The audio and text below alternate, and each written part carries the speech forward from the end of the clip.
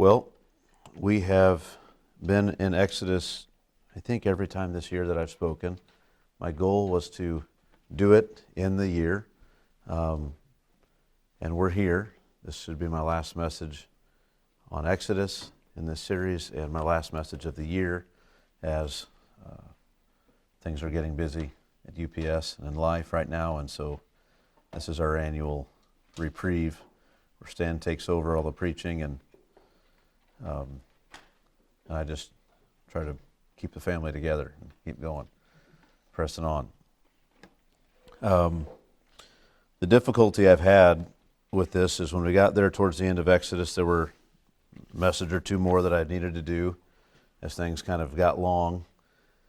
So we're a little later than I'd planned. And then this last message where I'm trying to just summarize the whole book of Exodus and what it means for us and what we ought to take from it. And I want to give like 7 messages. And but I'm not giving 7 messages. There may be times down the road where I say, hey, remember that study we did? I have some more thoughts on that, and let me just give them now. That will happen probably. But it won't be today, and it won't be in the next few weeks or months. It's going to be for another time. So I've had to severely limit what I'm going to do, which has meant this message has been written like 6 different times. And I've ended up with this title because it's certainly the title for today's message, but it is not at all maybe the way I would, if I were to give 7 messages, the one thing I would say about the book of Exodus. But I think it's the most important takeaway for us. The one thing we can say by way of application. We've gone through this book. What should we take away from it? What is some immediate application that can be made? And the title of the message is this: God cares about how you think of the Exodus. God cares about how you think of the Exodus.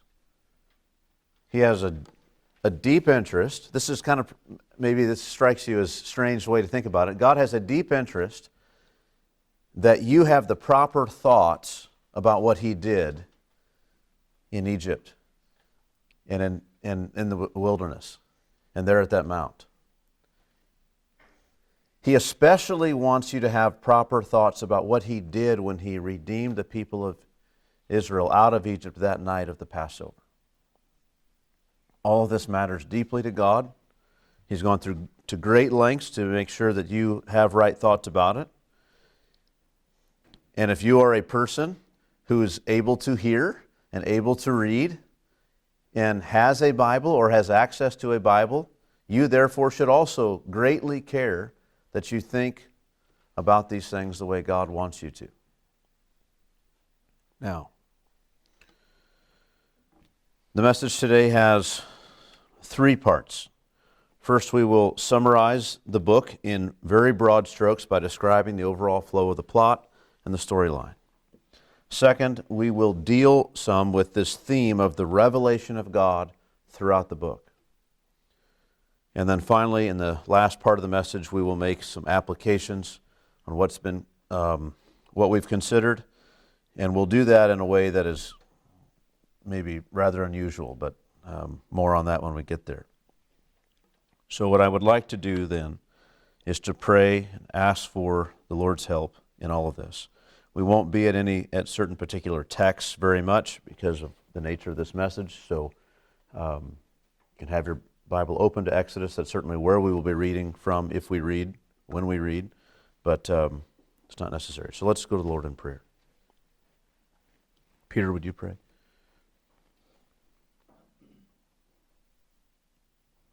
Gracious Heavenly Father, we come to you, for you are the one who teaches us. We pray that you would eliminate distractions, help us to focus on you today, open our ears to hear and our hearts to follow through. Be with Chad as he speaks, that the words would be what you would have us do. In Jesus' name. Amen. All right, so book of Exodus.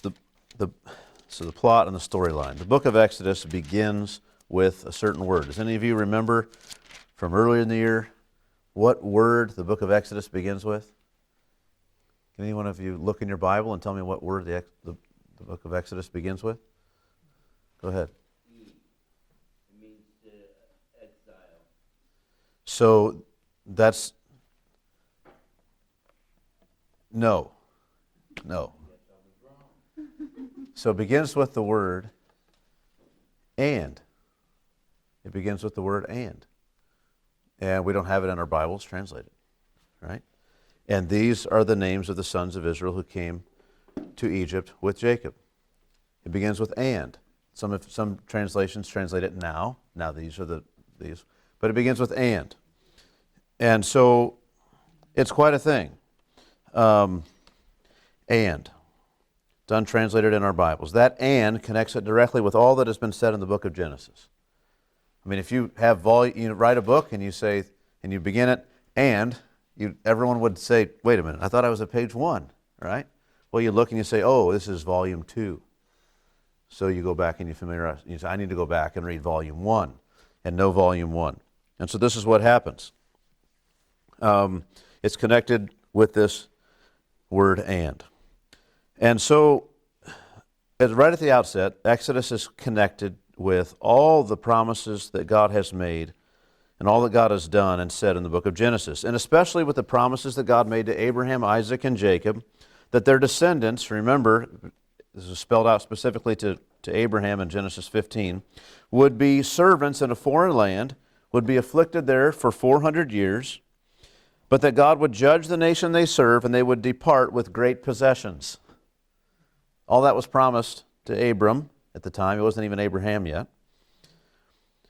After this, they would be given the land promised to Abram and would be a nation used of God to eventually bring blessing to the world. That blessing would come from one of them who would possess the gates of his, singular, enemies. And later we learn would come from the tribe of Judah. All that we get from Genesis. Right? Okay. Because of the connections made to Genesis, we begin this book anticipating what God would do. We know the people are in Egypt, but they're certainly not being afflicted. At the end of Genesis, they are not being afflicted. They have a privileged status. They are servants of Pharaoh. Joseph belonged to him, or belonged to him in that sense, as a slave, brought in to serve him. And then all his relatives, though, who were free people, were brought in, and then were also put in service to Pharaoh, given all the choice and the best jobs, given tax-free status, and given a government stipend to support them. And in that situation, then, we learned that they were thriving. And how could they not? But it wasn't long, and things began to change.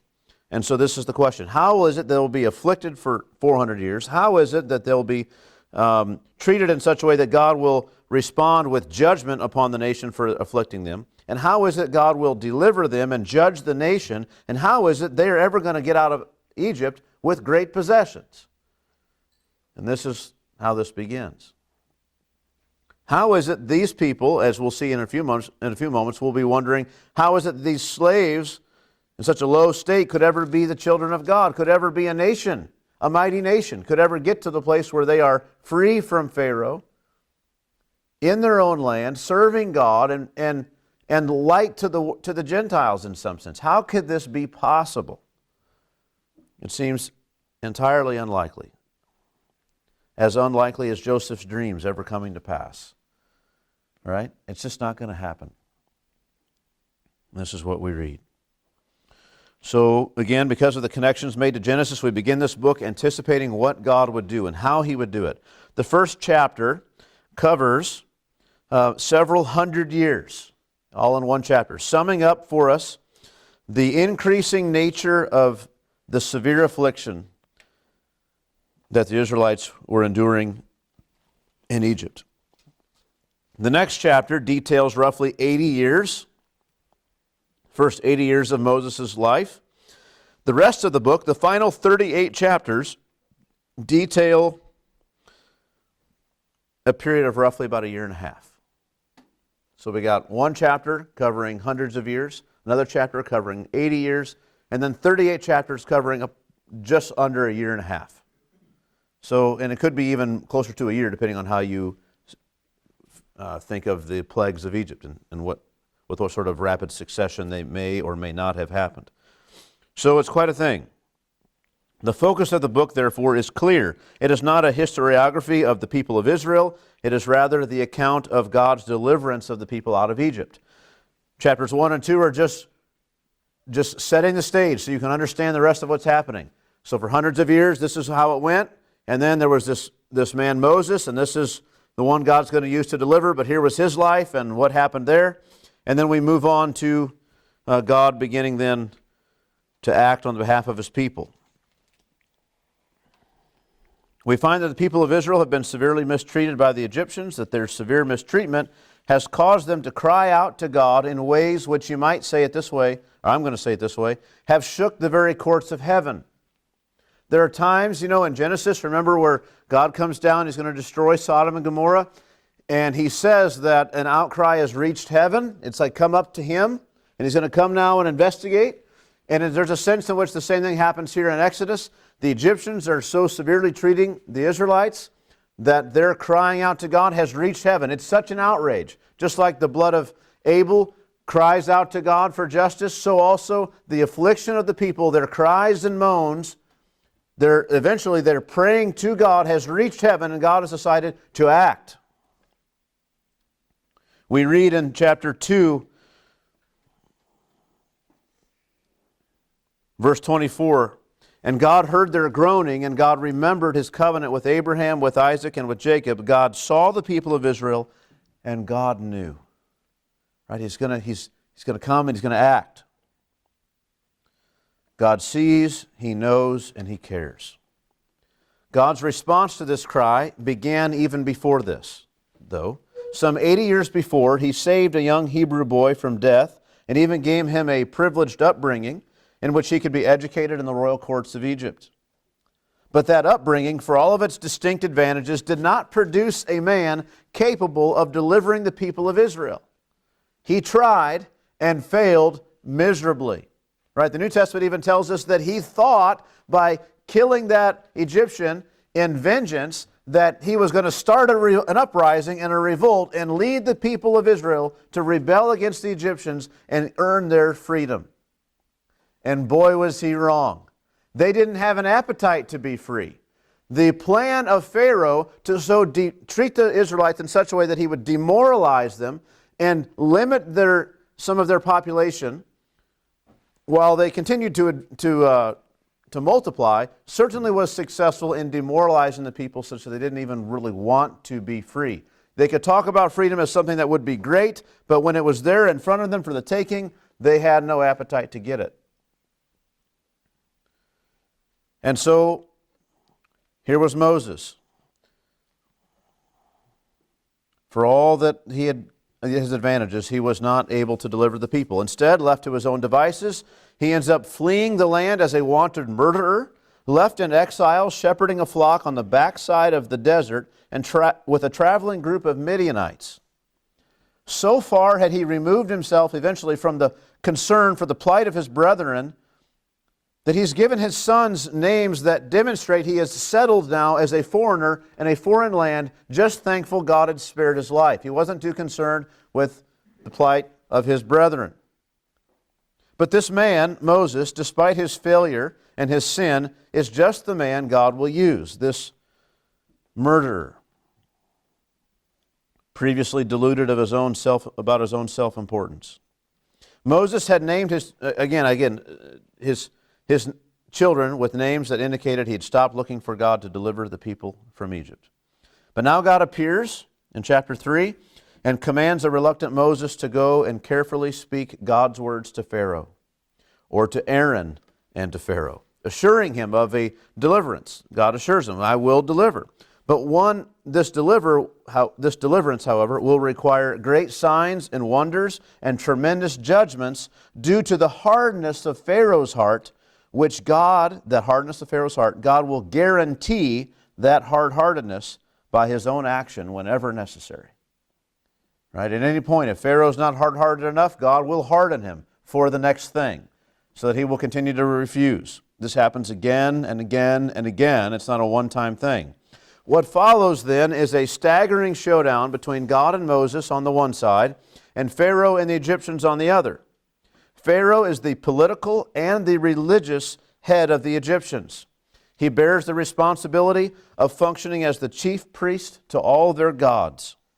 With many priests under him, tasked with navigating the personalities of the gods with the help of his scribes and appointed priests, in such a way as to ensure the prosperity of Egypt. This is his job. Egypt needs to prosper. There's all these gods that have their power and their dominion and their personalities and things they like and don't like. Somebody's got to make sure we do all the right things to get blessed by them. And this is Pharaoh's job chiefly, and all his priests and scribes and wise men are there to assist him in doing that. And God comes and says, "Let my people go." And I don't know who this God is. I'm not going to let him go. Why should I let him go? Right? But God refers to the people of Israel as his firstborn son and warns Pharaoh in chapter 4, verse 17. Not 17. Chapter 4, verse 22. "Then you shall say to Pharaoh, Thus says the Lord, Israel is my firstborn son. And I say to you, let my son go that he may serve me. If you refuse to let him go, behold, I will kill your firstborn son." Before any of the plagues happen, Moses is told that when he goes to see Pharaoh, one of the things he's to tell Pharaoh is this: God says Israel is his firstborn son. Let them go. If you refuse, God's going to kill your firstborn. What a thing. So we have a showdown here, not only of just two religious heads. You might say the true God who really did create everything and runs everything, and this pretender who thinks he's a God-man capable with his advisors to manipulate the unseen world and to get the gods to bend to his desires and run the world the way he wants. You have that showdown, but you also have the showdown of two fathers.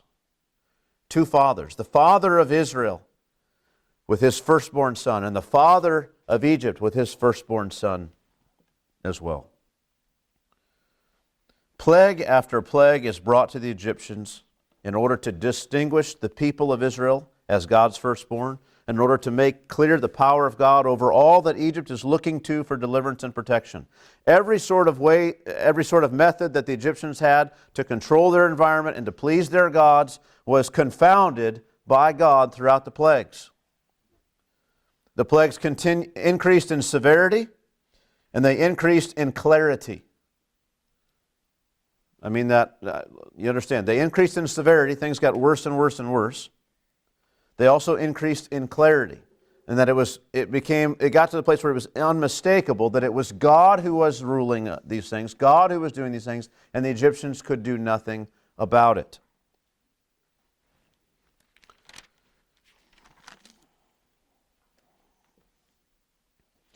The third plague, look Exodus chapter 8 and verse 18. They get to you remember at the beginning when Moses showed up with Aaron and sought court with Pharaoh, and they had the staff, and these Egyptian magicians or people were able to do the same sort of things that Moses was able to do. They did that with the first couple plagues, but they get to the third one, and we read this in verse 18. "The magicians tried by their secret arts to produce gnats, but they could not. So there were gnats on man and beast, and then the magicians said to Pharaoh, 'This is the finger of God.'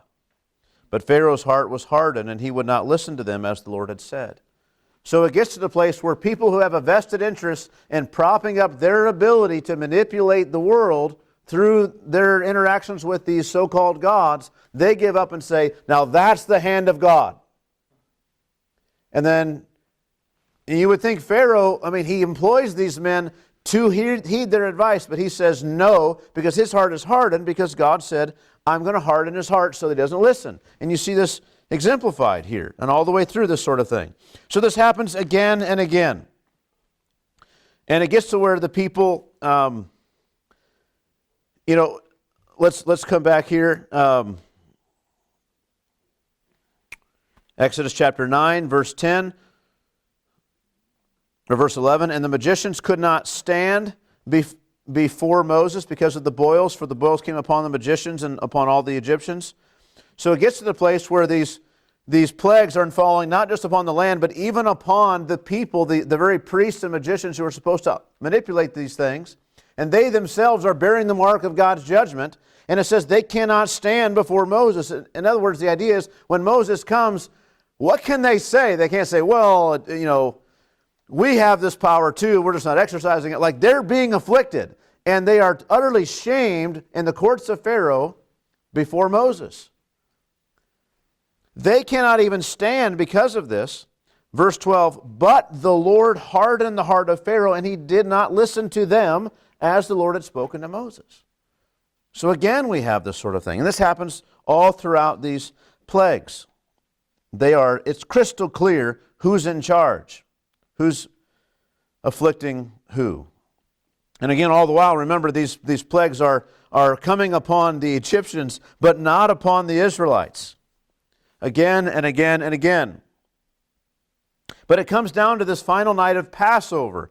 And this is amazing because God has been so far making a distinction between the Egyptians and the Israelites.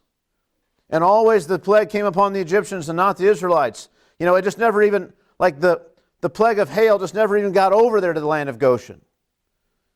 These sorts of things, they never afflicted them. But God now comes to the Passover, and God says, I'm going to send my destroyer throughout all the land of Egypt.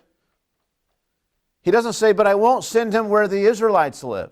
He sends this destroyer everywhere throughout the land. And all the firstborn sons in the land, whether Egyptian or Israelite, are subject to be destroyed and killed because of sin. God says, I'm judging them, and he's going to judge Egypt for its sins.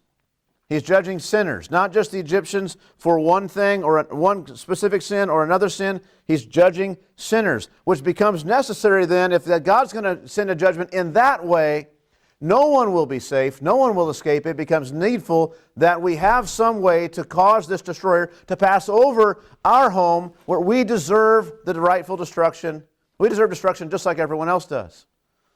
We have sinned against God as well. And so God devises a way, right? I mentioned this as though it was some sort of you might have a dog maybe who is trained to attack at certain commands and trained to heal at certain commands. And it is this way. God comes in with his destroyer throughout the land of Egypt, but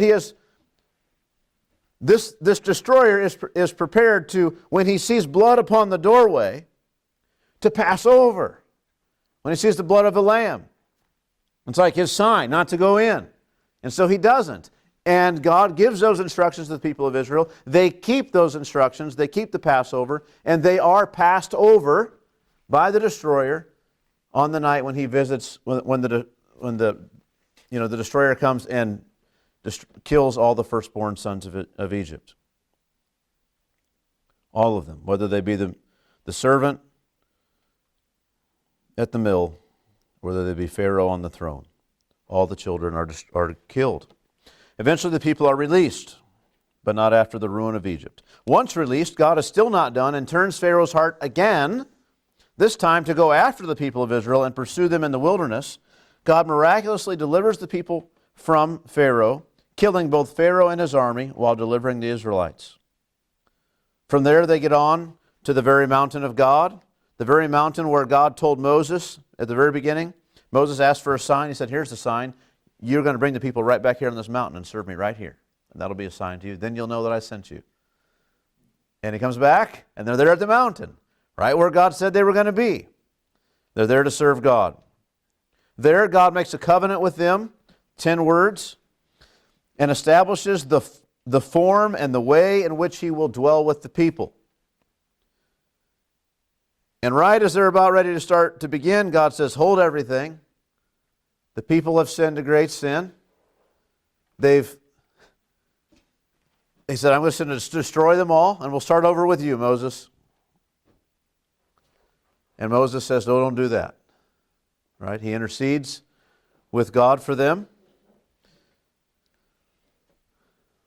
The covenant is broken. The people are judged by Moses, who subdues the people. Moses intercedes then for the people, for their sake and for God's. There's a great deal that we learn about God and all of that, which we will get into here in a bit.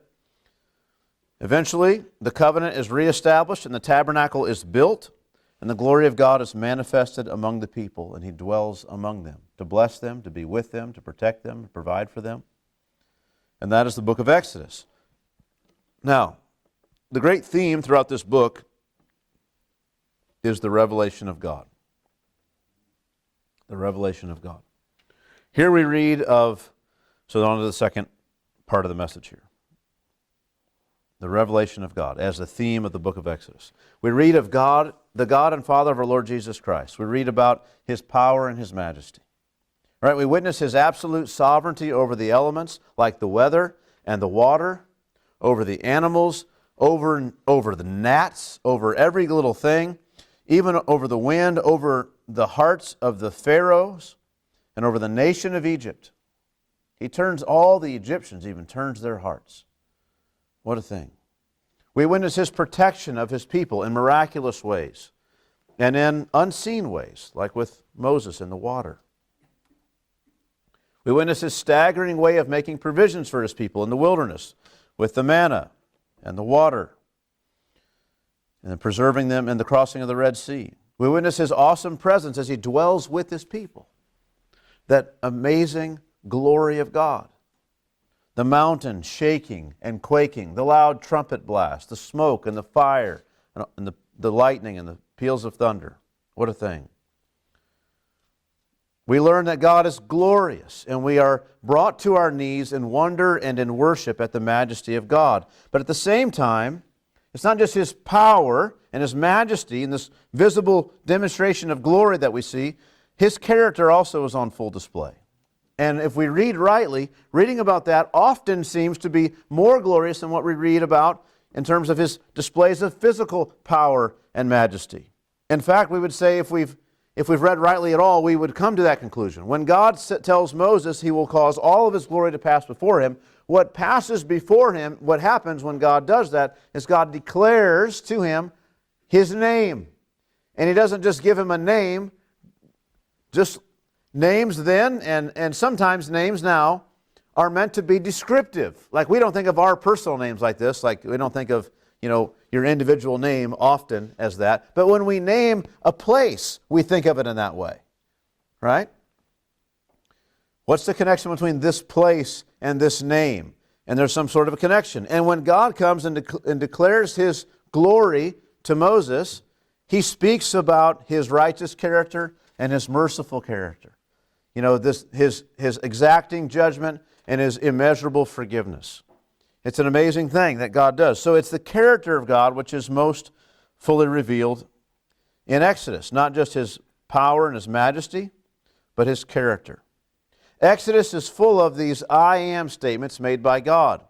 We often think of the burning bush and the scene there in which God gives his name to Moses. Moses says, "Who shall I say sent me?" And he says, "I am that I am," or "I am what I am." And then we're right to think of that about this I am statement of God.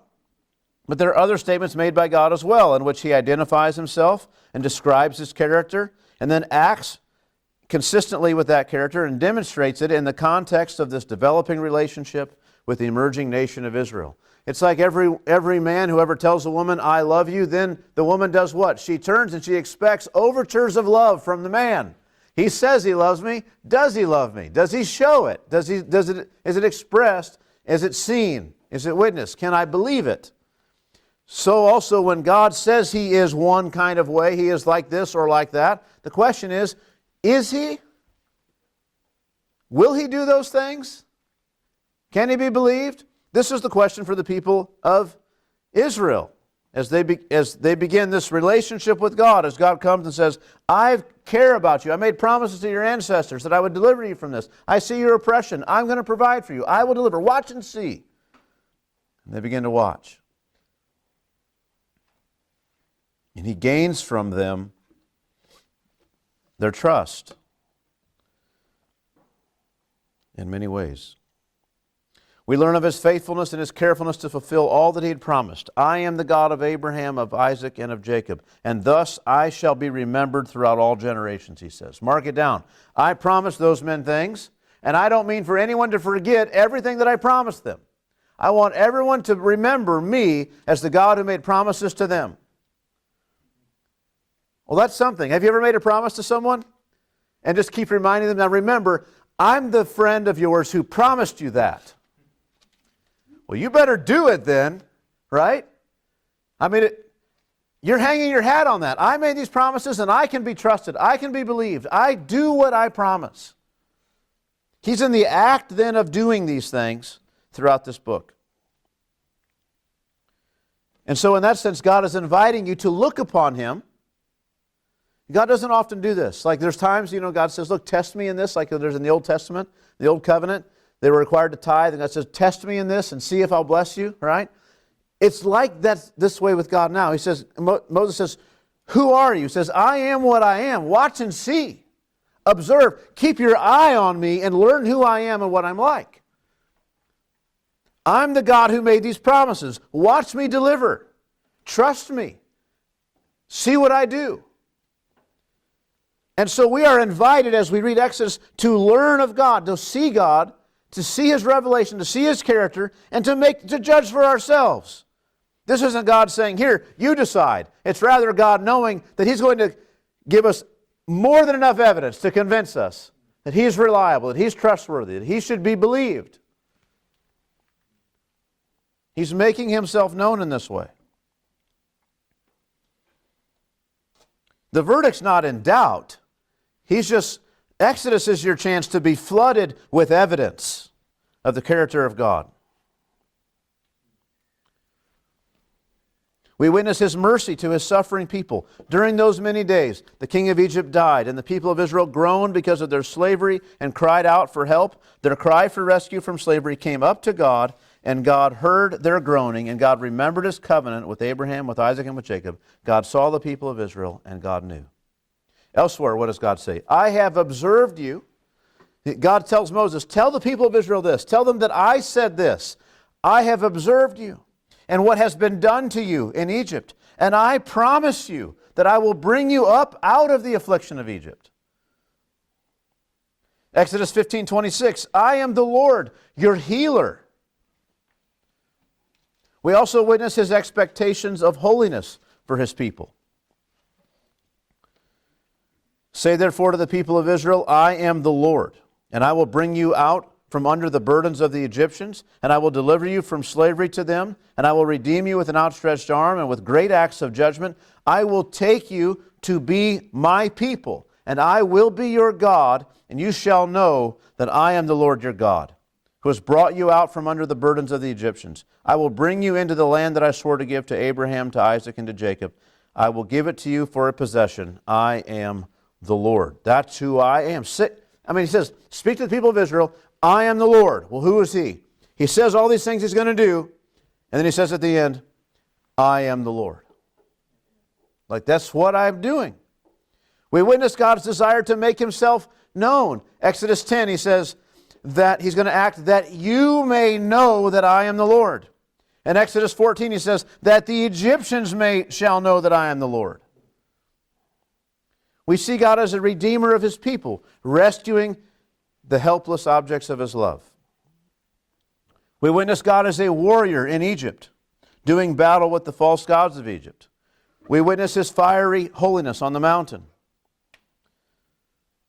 We witness His high standard of behavior in the covenant He makes with the people of Israel and the grave consequences that follow their disobedience.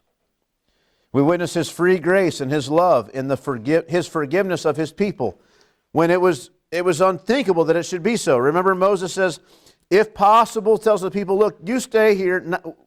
The people committed the sin with the golden calf. Moses comes down. His anger burns hot. He grinds this thing to dust, makes the people drink it. He says, who's on the Lord's side? The Levites only come. He tells them, take a sword and start killing people until we see some repentance here. They kill thousands of people that day. Finally, it stops.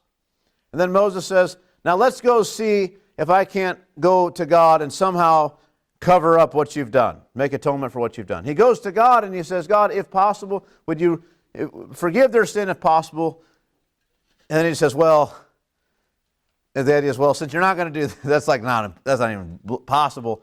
Like then he just leaves off the sentence, stops midway and says, if not, please blot me out too. I don't want you to start over with me. Like you said before, these are your people. Please own them as your own. And Moses is shocked at the free grace and love of God and his forgiveness of the people. And his declaration later, Moses says, what? How is that possible? Show me your glory. Let me see your ways. How can this be so? Tell me more what you're like. And God declares to him his nature. And one of the things he says is, I will be merciful to whom I'll be merciful to. I'm not beholden to anyone. I just decided. There's no logic to it, Moses. If you're looking to say that I noticed that these certain people kind of repented more quickly, and that's encouraging to me, it's a good sign. I'm hopeful that I can work with these people. There's enough good material. That's not how it is. I'm just merciful because I am. And the list could go, I am who I am. The list could go on and on. This is a book of theology, but that theology is revealed in the context of several years of some of the most remarkable events in history and some of the most remarkable and powerful displays of God's power that humans have ever witnessed. This theme of the revelation of God. Now,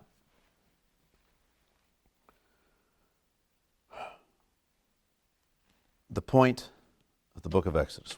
This is the third and final section. This is a little bit longer, but here we are. What is the point of this book? The point of Exodus is not that we could make typological connections with Jesus, though those are helpful. The point is not that we, might get clues about where these things might happen and see if we can't find the archaeological evidence about where certain things occurred. The point is not to identify certain pharaohs. Pharaoh's not even given a name. It's just given this, just Pharaoh. One Pharaoh and another Pharaoh and another Pharaoh. Like, doesn't even matter. Rather, as with all of Scripture, the point is to bring us face to face with the living God and with our duty before Him and with His message for us having been understood and responded to properly. Now, when we come to this book of Exodus, and we find ourselves reading about the power of God manifested over against the Egyptian religious system and over the hearts of Pharaoh and all the Egyptian people. When we find ourselves reading about the redemptive purposes of God for the people of Israel and His good purposes for them. When we find ourselves reading about the faithfulness of God to do all that He promised to Abraham, to Isaac, and Jacob, despite dealing with a contrary and stubborn people. When we find ourselves reading about the visible displays of God's glory and holiness manifested on the mountain and in the pillar of cloud and fire and in all that was required in the tabernacle, when we read about these things, knowing they are reliable and faithful accounts of what has happened, we will, as human beings, make a response. You cannot help but respond. Right? It's like you walk into into a museum and you see some piece of art and you look at it and you walk by, you are making a response. Whether you go back up to the thing and look at it and spend an hour watching it, or you walk by and say, oh, that's dumb. Like, you are making a response one way or another. And you are judged by how you respond. Does that make sense? Like, it's the sculpture itself, the painting itself, kind of, it functions in a way, and you judge it, but it's judging you as well. Right? It's like Pilate before Jesus. He's got a judgment to make. But really the question is, what does Jesus think of Pilate? Like, really, Pilate's the one being judged here. He's the one on trial. He doesn't know it. He's going to give an account for all that he does. He thinks he's the judge here. He's just part of the whole scenario. He's not really the judge. Well, here it is. We read about these things, and the question is, as you read through this book, what sort of a response will you make? Will that response be one of worship and awe and wonder, as Moses' was, who asked God, as he was witnessing these things, to see more of His glory, to know more of His ways, that he might know Him more fully and know God's ways more fully and please God more? He says, if I found favor in your sight, show me now your ways that I might find favor in your sight. God, if you've been kind to me, if you've seen fit to be gracious to me, show me more of what you're like. so that I can please you more, so that I can know you more. It's a delight to me, and in turn, perhaps I can be something of a delight to you. Or we will be like the stubborn people of Israel, only briefly and barely moved off of their pursuit of idolatry for fleeting moments. We see these things like, that's amazing. And then we close our Bible and we forget what we've seen or the God we've read about, and we just live life like the world around us. It cannot be. But we will make a response. Now, we don't need to know all the ins and outs of every detail of this book and of the rest of the Bible in order to correctly respond on that basic level. When you just witness these things as you read about them, you can respond on that level. Do I want more of this God or less of Him? Do I want to worship Him and serve Him or move on about my life? The person who makes the right response on this level will begin making the right responses on the next steps as well. They will, in their hunger for more knowledge and understanding of God, begin reading more and more carefully and more diligently. And they will learn all sorts of things they hadn't seen on the first reading. They will pursue God and they will find Him in His Word. And there they will find the message of a coming Savior, of a King, of a deliverer from sin and judgment, of a true Passover. The soul that seeks for God and truth finds Him, right? Jeremiah 29:13. You will seek me and find me when you seek for me what?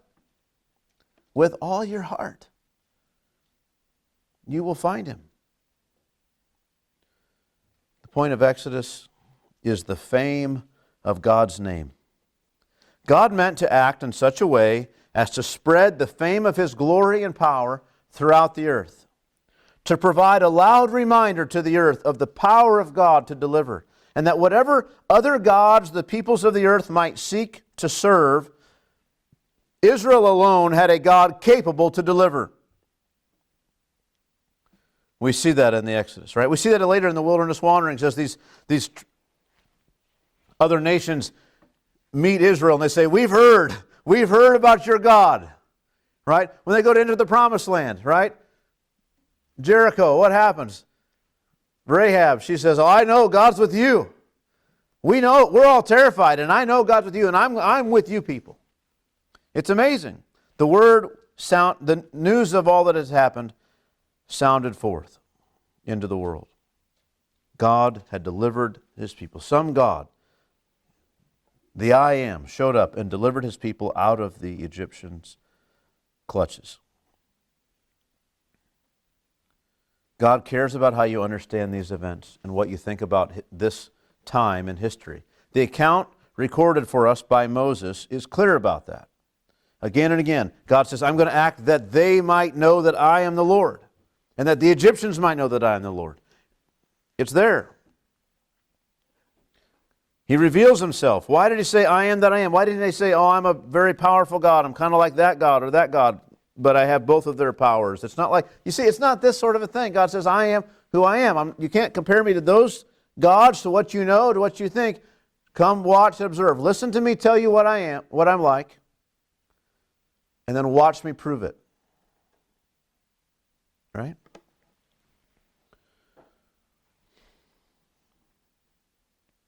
God wanted His people to know and understand Him, to know accurately His character. Moses himself, again, wanted greater degrees of knowing God and prayed to God for that. To be sure, this time of history was still a time of ignorance for the nations living in darkness, but as this story reverberated throughout the world, fear and reverence for the God of Israel welled up in the hearts of the world. And as Moses knew, it was not merely His power and His might, but also His loving kindness which went forth in that message. He delivered His people from their oppressors. He was with them still. He was there to bless them by being their God in their midst. It was not just that God had delivered His people, but that God cared for His people, and God was dwelling now with His people. What a thing. The point of Exodus for the Israelites, that first generation there witnessing these things, the point of the account, the point of the record was this: that they would understand that God's promises made to Abraham were to be fulfilled. And they're kind of midstream. God hasn't done all this yet, right? Part of the promise was He's going to get them to the promised land. And at the end of Exodus, they're still not there. What should they have learned by this point? Well, that these things will be fulfilled.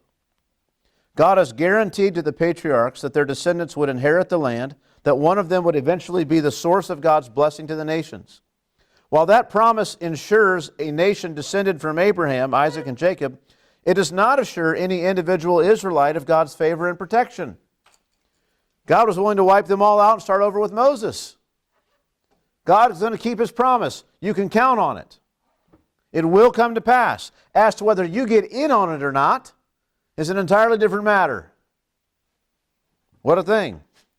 Instead, what did God do? He didn't guarantee it to all of them as individuals. He covenanted with them as a nation, and that covenant then put borders around their behavior, informed them of God's expectations, required certain regular remembrances of His person as the sole creator of heaven and earth and as their deliverer, that they might never forget who He is and what He's done.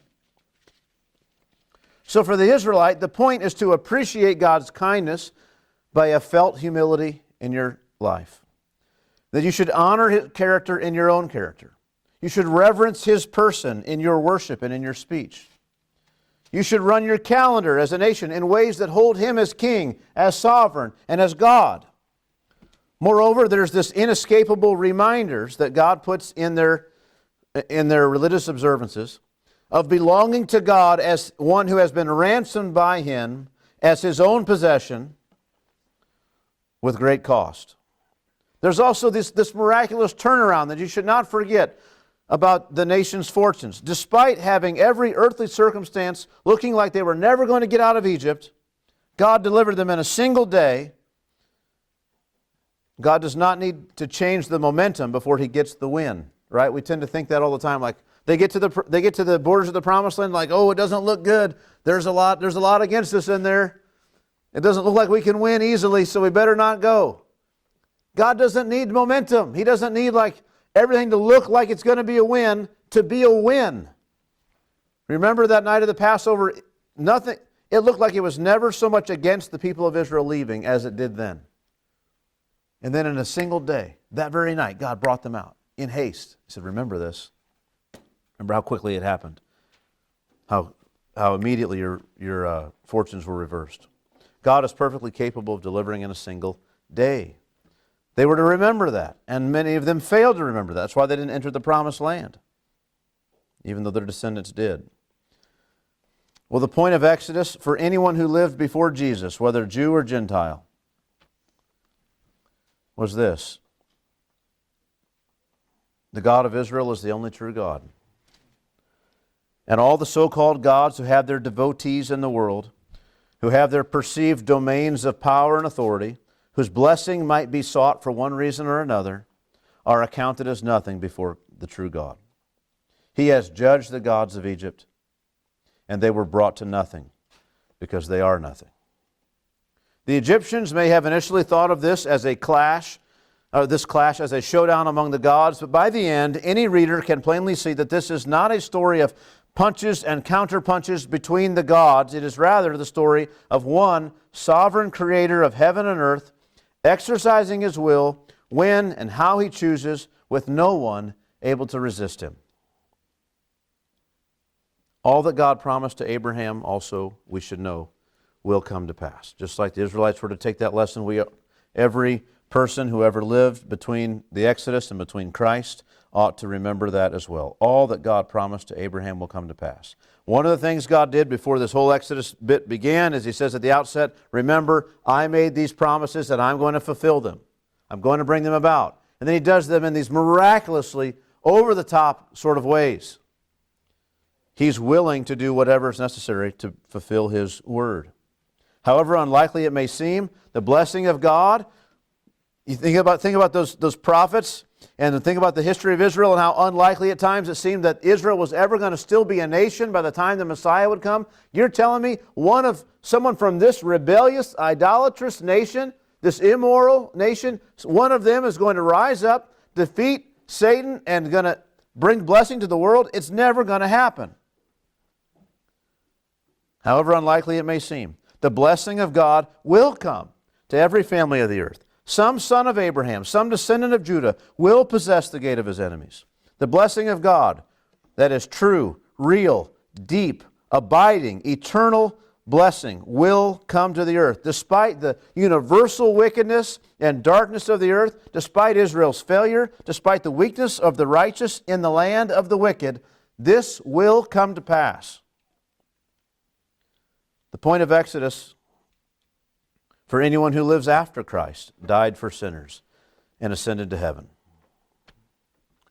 Well, hopefully you're catching on to the theme. The theme so far is you ought to be mightily encouraged and confident of the certainty of what God has promised, but it's not yet been fulfilled. Apply it, beloved. What things has God promised us? What things are still future? Well, much of our salvation is still out there in the future. And just as the people of Israel, there in Exodus, in Egypt, could look around at their circumstances and say, Moses, you're crazy. We're never getting out of here. It's just gotten worse and worse. Pharaoh's never been as incensed against us and as determined to be hard toward us as he is now. The people of Egypt have never been as against us as they are now. And God could say, just wait, tomorrow you're going to be free. Like, it's never going to happen. And they were. And it's the same way now. We're not looking for it to look, when does it look likely that God's going to return? There's different people have different views of the end times and how things are going to work out and sort of thing. There's a view called postmillennialism where the idea is that this earth is going to just become so heavenly that God's just going to come and just say, it's great. Not much needs to change now. Right? That's not exactly the way they'd say it, but that's the idea. Maybe, but it's not necessary. It could be exactly the opposite. It could be something like, maybe this is what the Lord has in mind when he says, when the Son of Man comes, will he find faith on the earth? I mean, is there hardly any believers even here? Doesn't really matter. We can be certain of what remains. We can be confident in the character of God. We can witness here the way God takes sin so seriously. We can know that and take it seriously ourselves. These things, all of them, are examples to us that are meant to teach us. The title of the message again is God cares about how you think of Exodus. Let me just summarize some of this in ways that maybe are a little bit fresh from what we've said already. First of all, remember the invitation of God's name. When God says what his name is, it's an invitation. Well, I am who I am. It's like he acts in such a way as to define it for you, but he's inviting you to watch. If you were to ask a child, what is your name? And they just said, you'll see. Like, what do you mean, you'll see? Like, well, just watch. And the next thing you know, you start seeing the way he's interacting with people. People call him certain things. Why do they call him that? Why do they call him? They said this. This person said he was a good child. This one said he was a bad child. This one, he was in trouble over here. Then he did this good. What's going on? You learn about this child. You didn't need to know the name. And it's this way with God. Like, well, who are you? Well, I am who I am. It's kind of a non-answer, right? Give me a name. Well, I am who I am. And it's an invitation to know God, to learn these lessons, to read the book of Exodus with your mind's eye fixed on God and what you learn about him and how he deals with all that is going on, what he brings to pass. We also, again, have these statements in terms of thinking about the book of Exodus as an invitation to see God, to witness God, to learn of God. To think that our primary application of the book of Exodus would be to think right thoughts about God. Again, remember, God says again and again that he's going to act that they may know I am the Lord. He says it to the people of Israel multiple times. He says it concerning the people of Egypt. This happens again and again. What else? It ought to be super clear that God wants us to think right thoughts about what happened here in this deliverance, in that there are three cultural institutions in Israel which commemorate this deliverance. 3 things. 2, they only have a couple feasts a year. 2 of them pertain to this. And then they have this other practice of the law of redemption of the firstborn. Let me just summarize these things in this way. First of all, the yearly Passover feast, commanded by God to be a celebration of this Passover.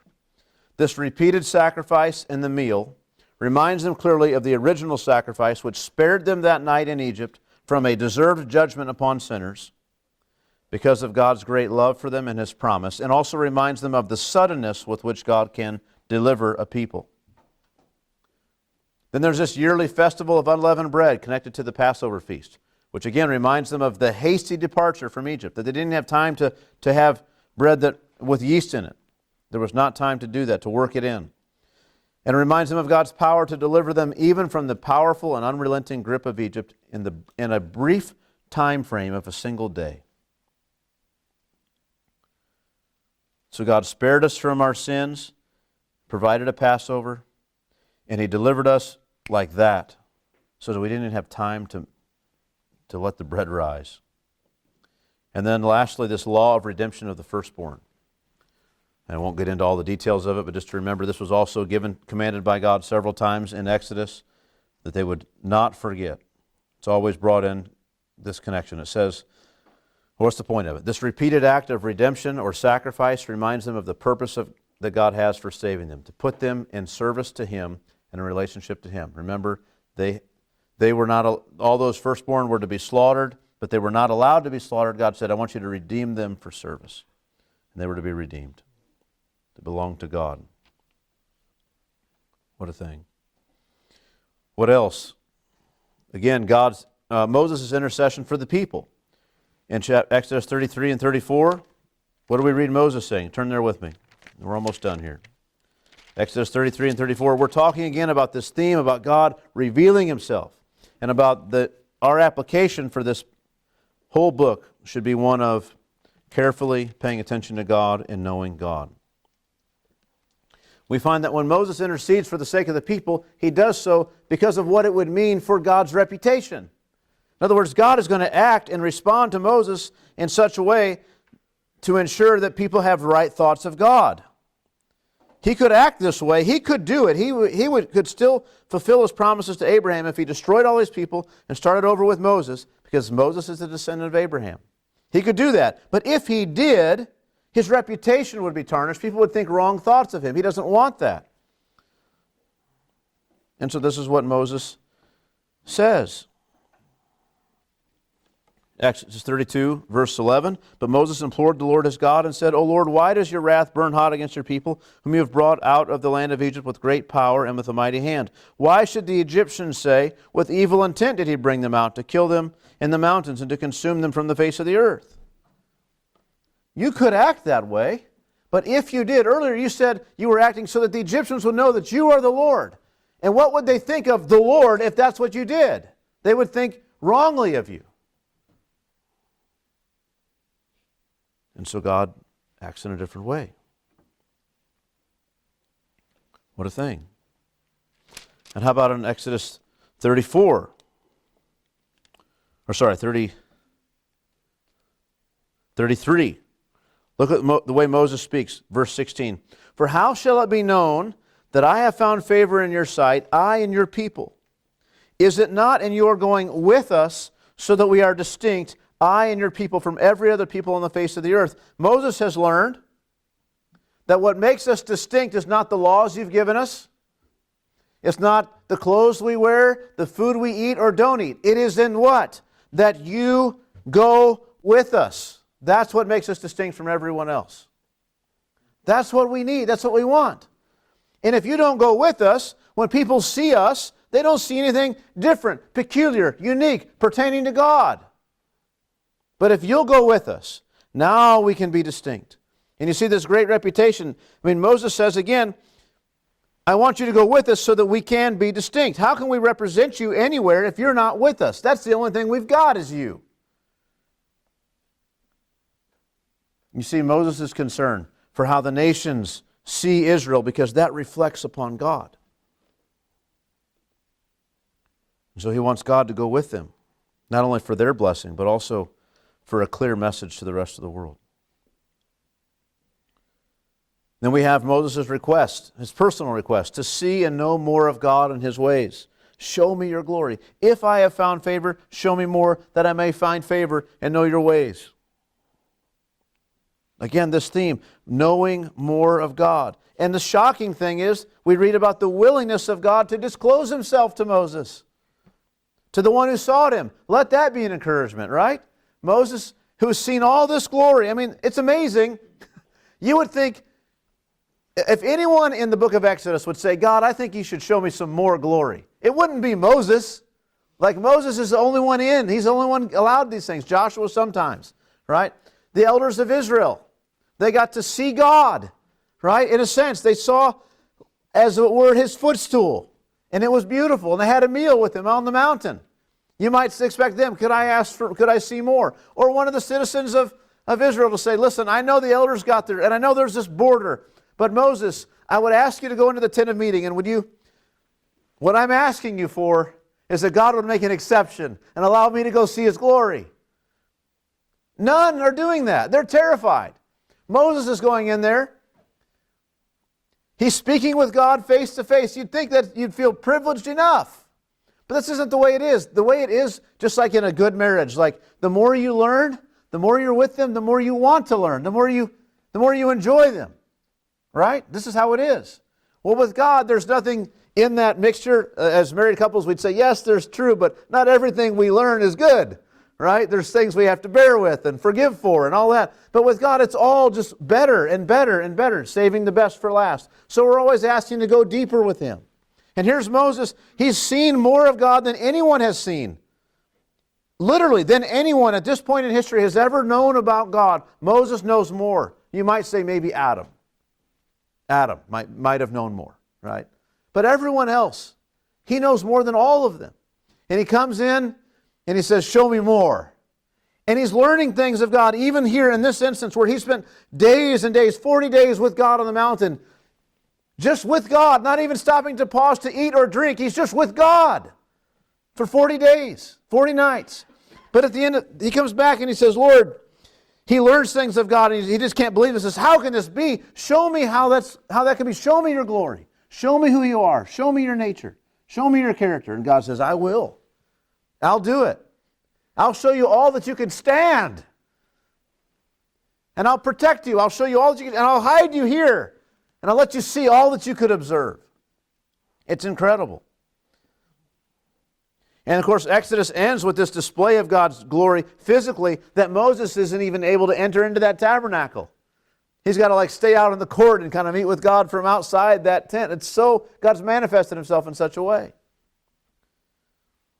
God is willing to disclose Himself to those that seek Him. What else do we learn here? What else points to this reality that God is desiring to be known?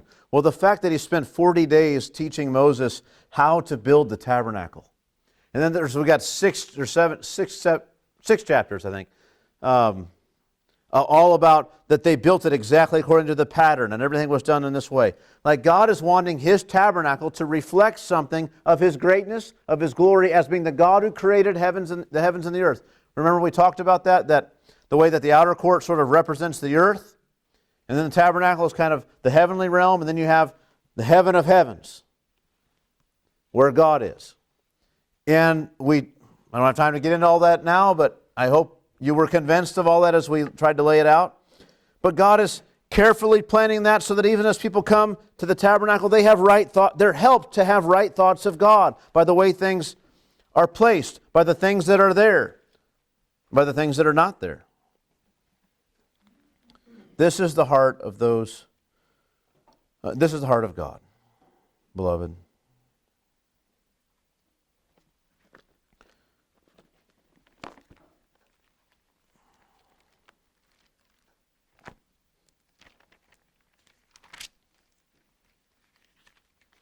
Let's go to 2 Corinthians chapter 3.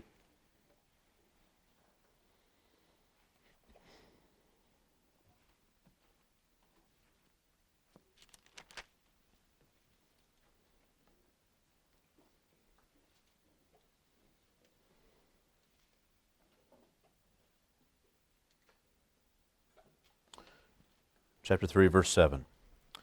Now if the ministry of death, which is what was begun here, right?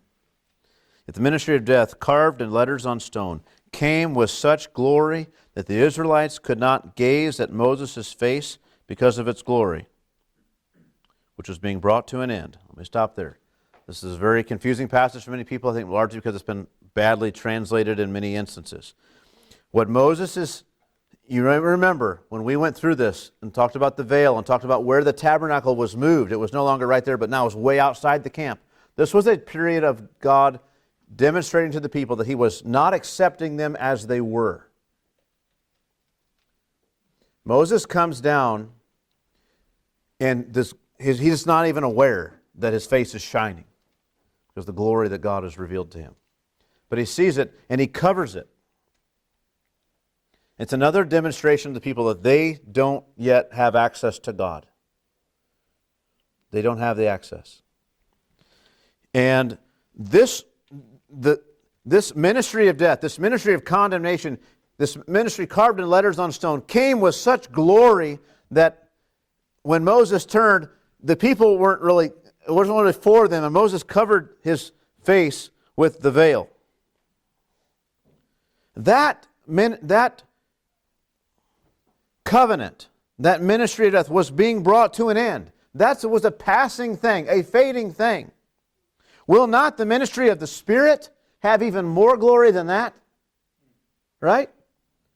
So the glory of the old covenant, with its coming, was such that when Moses beheld God, his face was transformed to reflect the glory of God in the world among those where he went. But it wasn't for them, and he had to cover it. For if there was glory in the ministry of condemnation, the ministry of righteousness must far exceed it in glory. We're talking about competing glories. One kind of glory with Moses there on the mountain, another kind of glory in the new covenant. Indeed, in this case, what once had glory has come to have no glory at all, not because it didn't, but because of the glory that surpasses it. It's like you have a dark room, you turn a flashlight on and you think, oh, that's so bright. And then you go out into the sun and you look at the light, it's like, it's not even, is it on? Right? What once had glory has come to have no glory because of the glory of what surpasses it. You just turn it off. It's unneeded.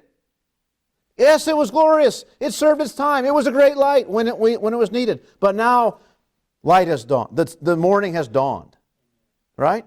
Christ has come. There's such a different kind of glory here. Now listen.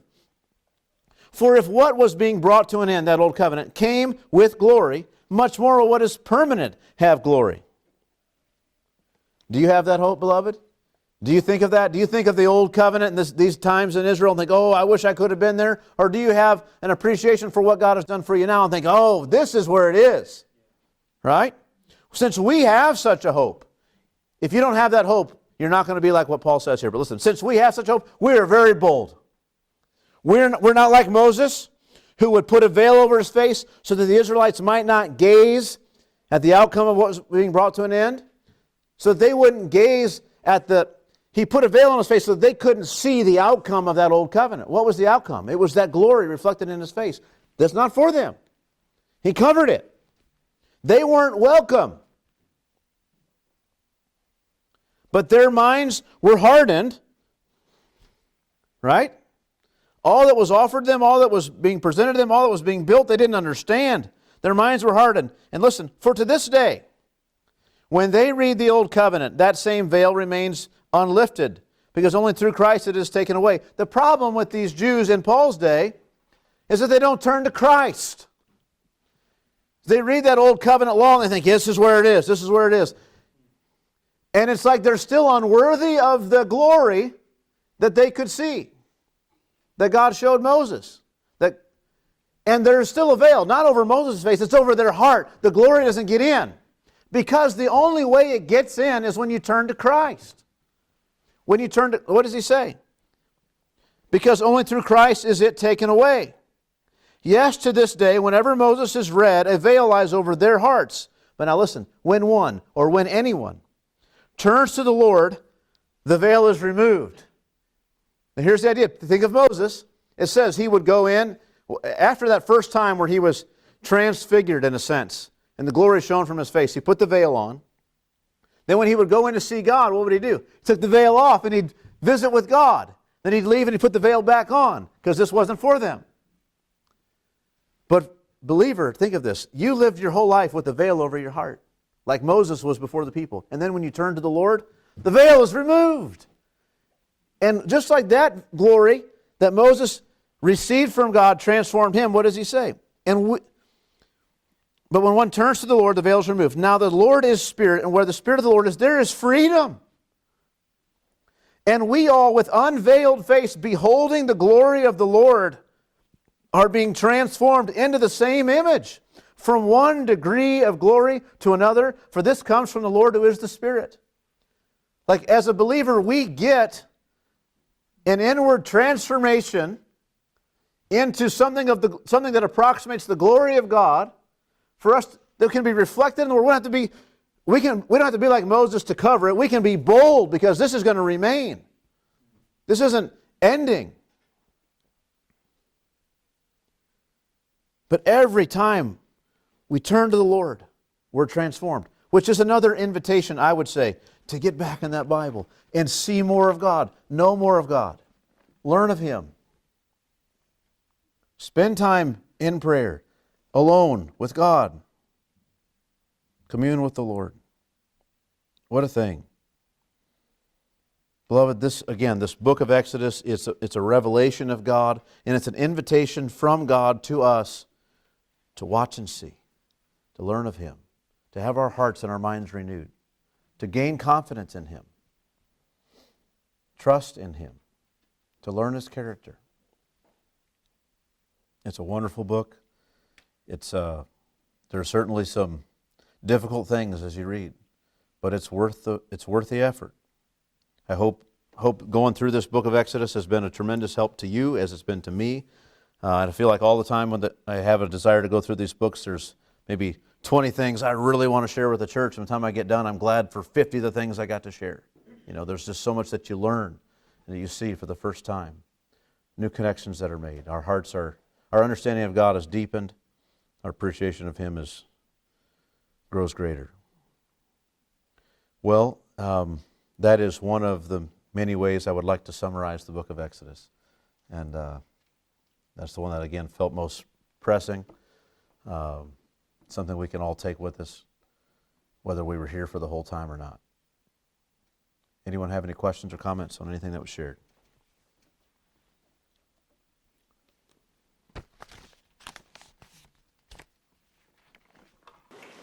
Yeah, striking the over and over again, you see people forgetting what happened in the Exodus, and it's being their downfall.